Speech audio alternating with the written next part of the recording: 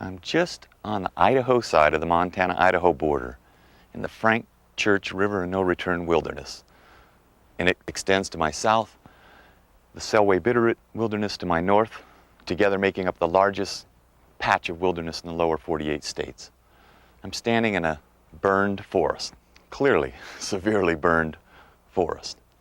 And I know that most of your first impressions would be, here he is in a sea of death and destruction. It's probably most people's definition of destruction, but in actuality, nothing could be further from the truth. And what I'd like to do is show you some birds in this forest. It turns out there are some 50 species of birds known to nest in this kind of habitat. Some, like the American robin, nowhere are they more abundant than in this kind of forest. Other species, like the blackback woodpecker, are fairly restricted to these sorts of conditions. It's hard to find them anywhere but in early burned forests. This forest is 2 years old. It's been burned for 2 years. If you look at the trees, it isn't all charcoal here. Underneath this bark is good wood. And what happens is, the trees, after they're burned, they die, they're defenseless. So beetles come in, lay their eggs, and beetle larvae start riddling these trees. And underneath is the good wood that the boring beetles are going to be eating.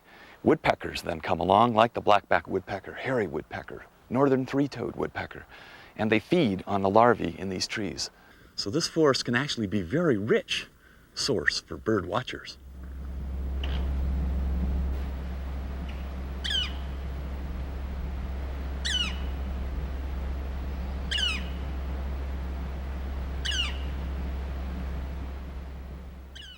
Just behind me here is a northern flicker nest in this broken top snag, an old Douglas fir. You can tell it's a flicker because the hole is pretty much perfectly round, about 4 inches across. If it were larger, it would be pileated, and all the others, the three-toads and hairy, are a little smaller, 2 to 3 inches across. Now, what's interesting about this story is that many of these woodpeckers, even the stronger drillers like the three-toads and the hairy, use broken top snags rather than intact top snags in these burns. Twice as many holes are in these broken top snags, snags that were already broken before the fire came through. You can look at the top of that snag and it's jet black. That means it was all burned as the fire went. If it broke after the fire came through, it would be white or very light colored on top. What this means is that these birds depend to a large extent on elements of the forest that are sort of old growth components. You gotta have an old forest with dead trees to provide the nest sites for many of the birds that come in after a burn.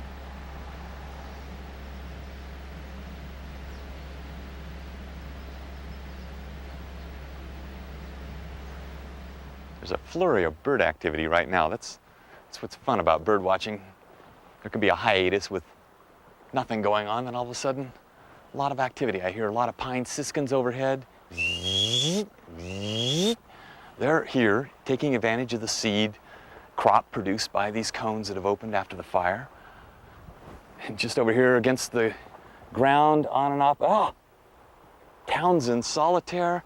Oh, a Townsend solitaire is a bird I forgot about here, but with these stream banks and open cuts, that's where they nest, on the ground. A rock will roll out of a little bank, and right in there under a tuft of grass or something would be a Townsend solitaire nest. That was a bird just went in and out. And I hear some drumming, woodpecker drumming up ahead. I'm not sure, but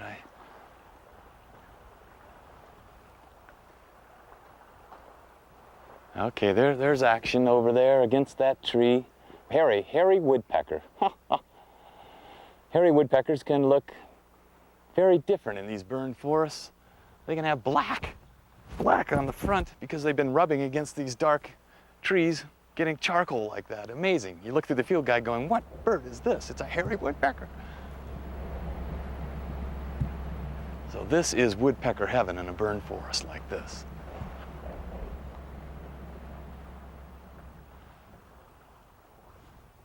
More siskin noise, a lot of siskins. Up ahead there's some birds visiting a ravine, probably to get water. Maybe you can hear the water flowing down. Some are siskins, 2 siskins, and there's a Cassin's finch there. I can see the Cassin's finch. It's got a little white stripe right over the eye, very streaked breast. So that's another bird that's here taking advantage of the seed resources.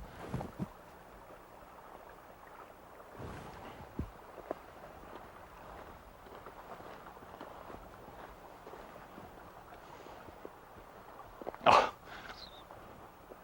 just down the hill. Unbelievable. Mountain bluebird. Oh, the color. When Thoreau wrote about bluebirds carrying sky on their back, he wasn't looking at a mountain bluebird here in the Rocky Mountains. If he had been, he would have said sky on the back and then some. The color in this blackened forest is outstanding. Sky blue on the front, dark blue on the back. And now that there's a female too, male and a female, the duller brown female and male. This is amazing. So this is a cavity nesting bird that is taking advantage of holes that have been created by the woodpeckers that come in here. So the woodpeckers are the pathfinders that create habitat for birds like the mountain bluebird.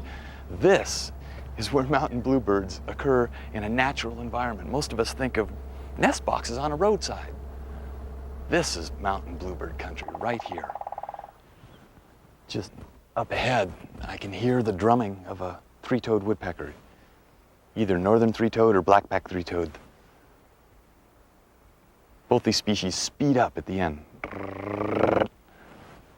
The only other species that does that is the pileated. It's more like a diving board. Boom, boom, boom, boom, boom, boom, boom, boom. Oh, there, okay. I can see. Oh, this is the hero of our story, male blackback woodpecker. Jet black on the back with a brilliant yellow cap on top of his head. And I hear a little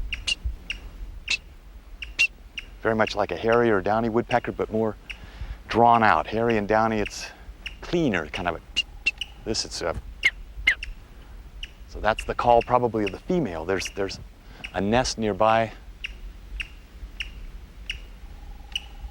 There's a male on the drumming post.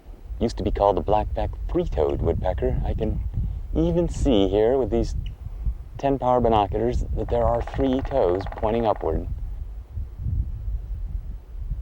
This drumming pattern is a territorial display. It can be heard for acres around the territory of one bird, probably 10, 20, 30, 40 acres